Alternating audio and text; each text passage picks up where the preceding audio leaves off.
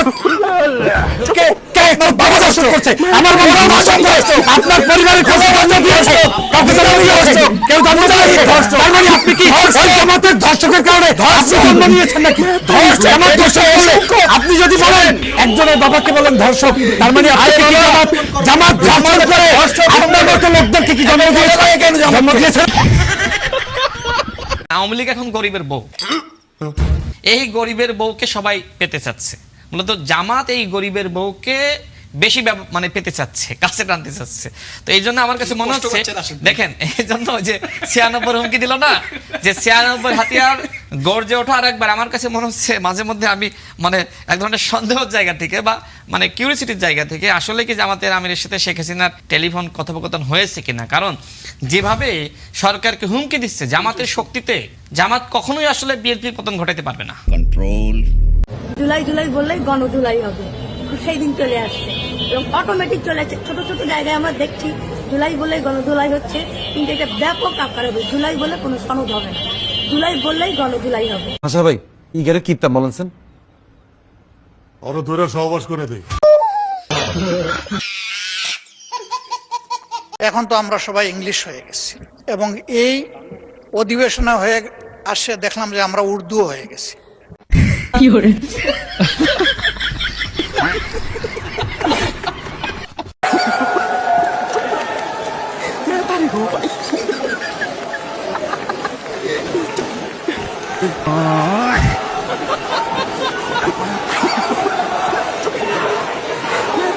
रुको जरा सबर करो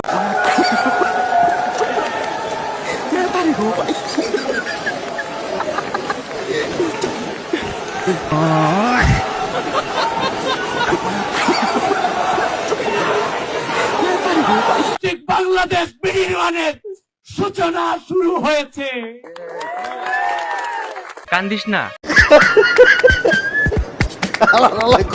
আমি আপনার স্বরাষ্ট্রমন্ত্রীকে যত ব্যস্ত দেখি সংবিধানের ধারা উপধারায় পাণ্ডিত্য জাহির করতে, তত ব্যস্ত দেখি না আইন শৃঙ্খলা ঠিক করতে।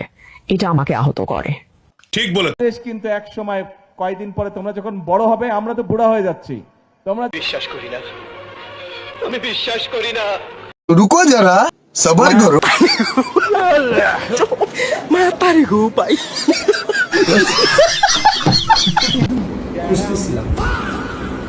আমি আপনাকে খুঁজতেছিলাম কিন্তু পাচ্ছিলাম না, আসলে খুঁজতেছিলাম পাচ্ছিলাম কেন পাচ্ছিলাম না আমি জানি না। আমি খোঁজখবর নিছি দু তিনটা জায়গা থেকে আমি খোঁজখবর নিছি জিরুলের পরিবার কোথায় থাকে।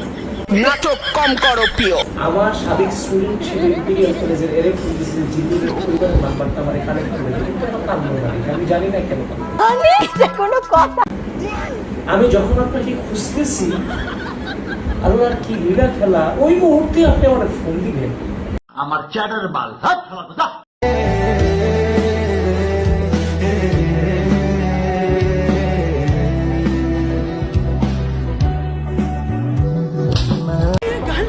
Sorry sorry sorry. ভারতের উচিত এই মুহূর্তে রংপুর ডিভিশনকে দখল করে ভারতের সঙ্গে জুড়ে নেওয়া। আর মনে রাখতে হবে এই বিশাল রামমূর্তি এবং সনাতন ধর্মীয় কমপ্লেক্সটি তৈরি হচ্ছে সেই রংপুর ডিভিশনে। ঢুকিয়ে দেব। আরো একটি কথা বলি, ভারত সরকার এই যে শিলিগুড়ি করিডোরের যে অংশ, ওই অংশকে পশ্চিমবঙ্গ থেকে বিচ্ছিন্ন করে ভারতের সাথে যুক্ত করার কথা বলছেন। এই মূর্তি ও মন্দিরের ক্ষতি হলে রংপুর দখলে দেরি করবে না ভারতে। ऐसा लगा मेरा मजाक।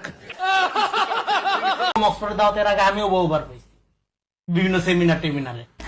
কি কি কি কি কি আরে বলুন। মক্সফোর্ডে দাওয়াতের আগে আমিও বহুবার পেয়েছি বিভিন্ন সেমিনার টেমিনারে। পাকিস্তান হচ্ছে মৌলবাদীর দেশ, এই বাংলাদেশ নয়। বর্তমান সরকার একটি ব্যর্থ সরকার। তোরে কইছে সনাতনী সম্প্রদায়ের জন্য লেখাপড়া তো করেন না, মাদ্রাসায় থাকেন, উল্টো পাল্টা চিন্তা করেন। এখনো সময় আছে, ভালো হয়ে যান। আমাদের দেবতা, আমাদের ভগবানকে তার মন্দির স্থাপন করার জন্য বাধা দিচ্ছেন। আমি বলতে চাই, আপনি কোথাকার কে? হরিদাস পাল। আপনার কথায় আমার দেবতা, আমার মন্দিরে কতটুকু হবে বড়, কতটুকু ছোট হবে, এই কৈফিয়ত, এই বাধা দেওয়ার ক্ষমতা আপনাকে কে দিয়েছে? আপনি কেন বাধা দিচ্ছেন? আপনি যেমন বাংলাদেশের নাগরিক, আমিও বাংলাদেশের নাগরিক। তাই আপনাদেরকে সাবধান করে বলে দিতে চাই, আপনি যদি চিন্তা করেন যে আমরা বাধা দিলে আমরা ভয় পেয়ে যাব, তা কিন্তু নয়।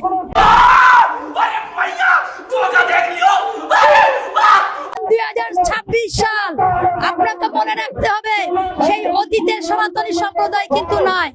তাতে আমার বাল ছেঁড়া গেল। আর যদি বেশি বাড়াবাড়ি করেন তাহলে আমরা একটি প্রদেশ করতে এখানে বাধ্য হব।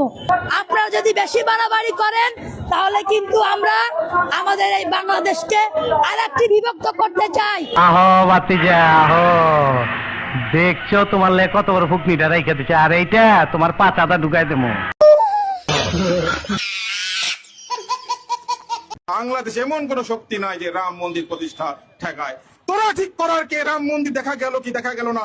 তোরা যদি রাম মন্দিরকে ভয় পাস, তোরা প্রয়োজনে পলাশ বাইরে যাস না, তোরা প্রয়োজন বোধে গাইবান্ধা থেকে অন্য জেলায় চলে যা।